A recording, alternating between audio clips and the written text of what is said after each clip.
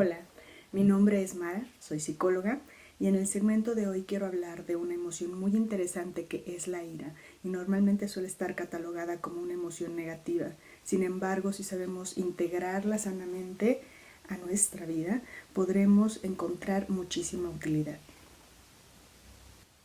¿Por qué es considerada una emoción negativa? Bueno, primero el impacto que tiene en nuestro cuerpo pues no es agradable. El sentir el cuerpo en tensión, el sentir el aumento de temperatura, la situación que está ocurriendo, que está detonando también esta situación no es agradable. Y además también suele asociarse la ira o el enojo con personas impulsivas y personas violentas. Aclaro, este es un punto importantísimo por mencionar de ya, pronto. No necesariamente un elemento tiene que estar asociado con otro. No necesariamente la ira tiene que ver con violencia. Este componente, ya lo explicaré más adelante, es el conductual, es qué hacemos con ello y pues no necesariamente el estar enojado nos tiene que llevar a esto. Para empezar, yo tendría que decir que cualquier experiencia de vida que se tenga, es importante vivirla en equilibrio, cualquiera. Diversión, disciplina, enojo. Alguna de ellas a lo mejor es considerada negativa y otra positiva. Sin embargo, cualquier experiencia que nosotros tengamos en esta, digamos, línea imaginaria que estoy marcando aquí, si la vivo en equilibrio es sano.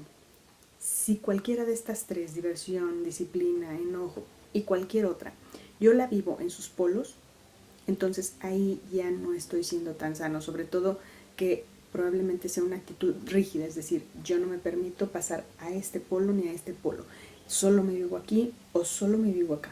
Pero lo más importante para poder estar aquí es darnos cuenta del mensaje. ¿Cuál es el mensaje que nos trata de transmitir la ira? Está muy sencillo. Incluso los animales experimentan ira, o sea que esto no es aprendido, la emoción por sí misma no es aprendida. Quizá lo que se ha aprendido es lo que hacemos con ella, que es la parte conductual, pero experimentar la emoción es algo natural. Cuando un animal se ve invadido en su espacio, ese animal buscará atacar. Y no es su propósito principal atacar por lastimar al otro por sí mismo.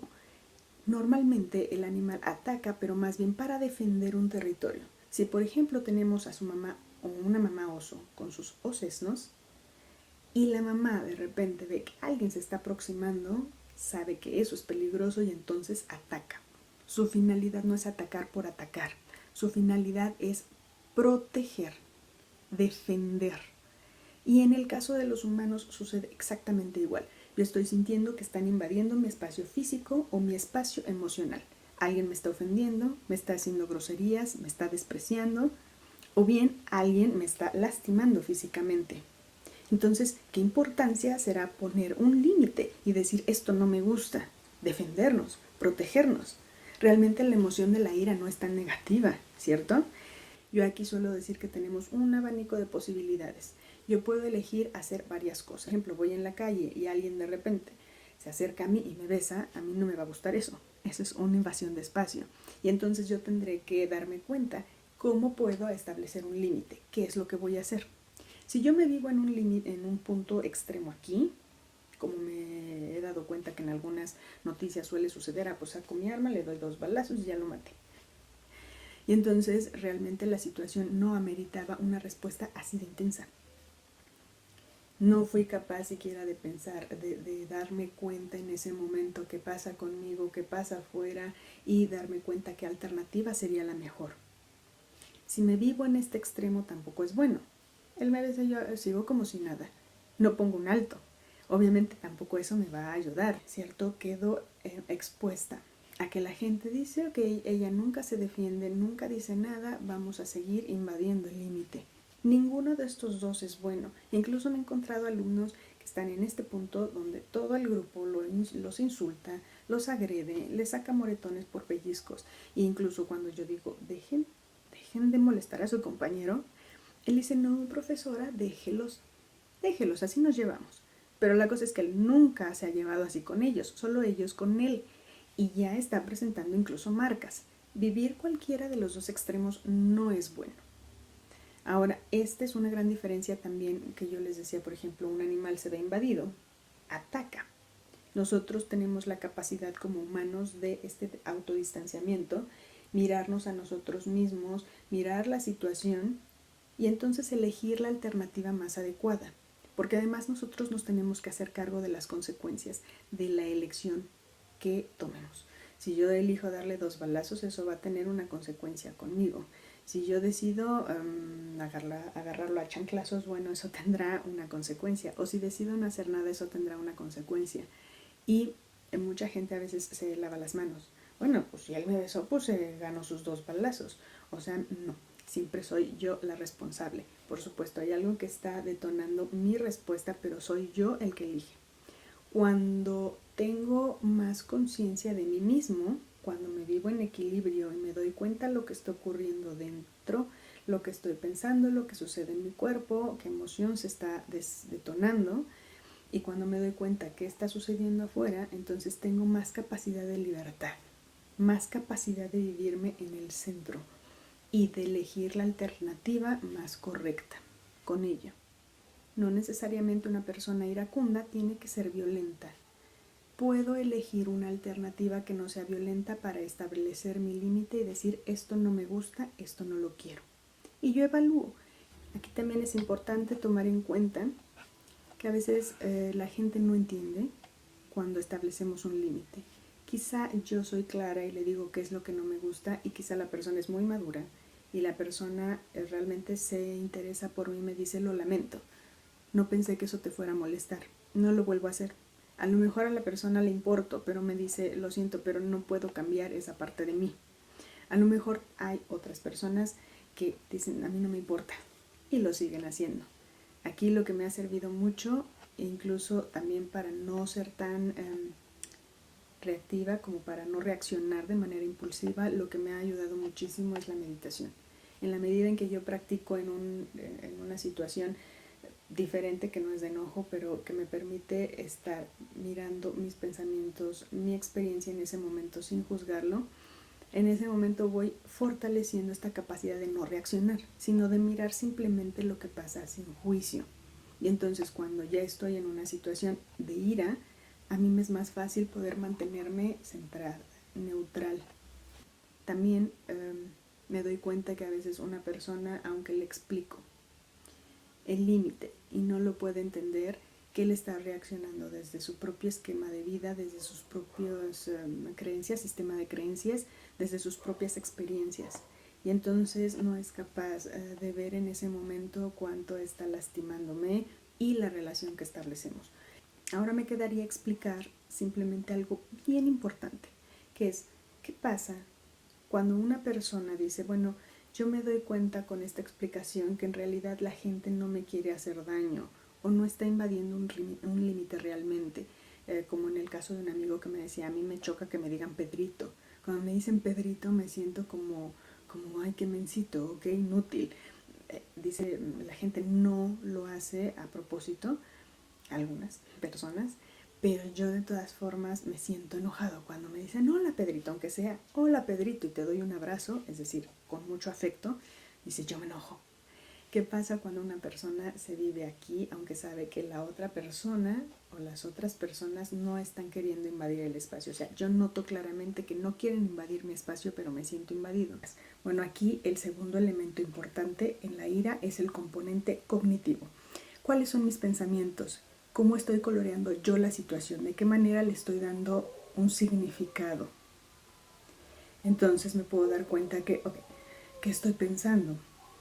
Me detengo y, bueno, estoy pensando que las otras personas intentan humillarme, intentan hacerme enojar, intentan manipularme, intentan dejarme en ridículo frente a otros. Y entonces cuando las personas se dan cuenta que esto está sucediendo, pueden trabajar con su enojo. Mientras las creencias no estén de una manera consciente, entonces la emoción se va a vivenciar sin que la persona pueda percibir qué es lo que la está detonando. En el caso en donde no hay una agresión o una invasión al espacio verdadera, porque digo, hay dos casos. un primer caso es donde sí es obvio que ha habido una invasión de espacio, y en el segundo es precisamente el de qué manera yo estoy dando significado a la situación. Cuando influye este segundo elemento o componente, que es la cognición, los pensamientos, aquí vemos que estos influyen mucho en que la persona esté experimentando la ira aún incluso en situaciones donde no hay realmente una invasión de espacio. ¿Qué es lo que hay que hacer ahí? Bueno, habría que checar de qué tan intenso y qué tan frecuente esa persona suele experimentar el enojo, la ira. Si esta persona experimenta la ira y el enojo de manera muy intensa y de manera muy frecuente, diario, 10 veces al día, entonces hablaríamos de que esta persona está teniendo muchas heridas o situaciones inconclusas, y entonces ahí lo que tendría que hacer es acudir a terapia primero para ver cuáles son estas heridas que hay detrás e ir sanando e ir cerrando estos asuntos inconclusos. En la medida en que está más alto, como decía, más intenso y es más frecuente, hay más heridas. Además, esta energía que la persona está empleando en enojarse, en los problemas, una vez que empieza a cerrar asuntos y que empieza a sanar, la energía empieza a regresar a sí mismo, como para descansar mejor, como para usarlo para otros planes, etc. Entonces sí es importante que esta persona vaya, cheque qué hay, cierre, sane y bueno, pueda estar mucho más tranquila.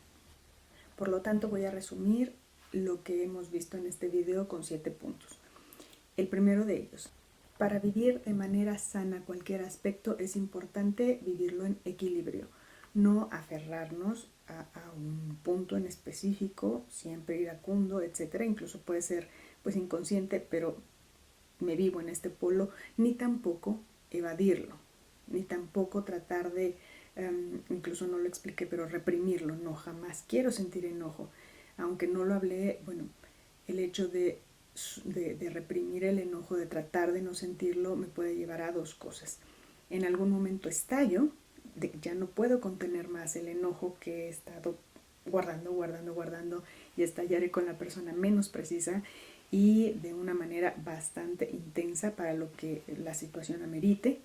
Y dos, si sigo yo reprimiendo esta emoción, también puede pasar que llegue a somatizar y que entonces empiecen los dolores de cabeza, elevada presión arterial, etcétera, muchos otros problemas.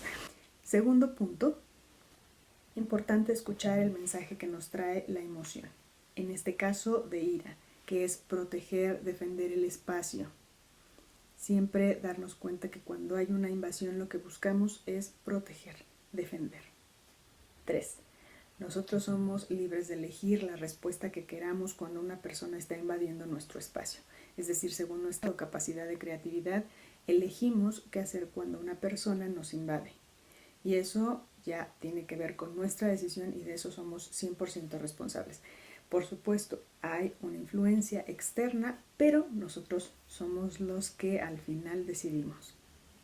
Cuarto punto: hay que percibir nuestros pensamientos, nuestro cuerpo, cómo se siente en determinada situación. Cuando experimentamos enojo, es importante también percibir lo que hay afuera. Eso puede ayudarnos a frenar un poco el no reaccionar de manera impulsiva cuando sentimos ira.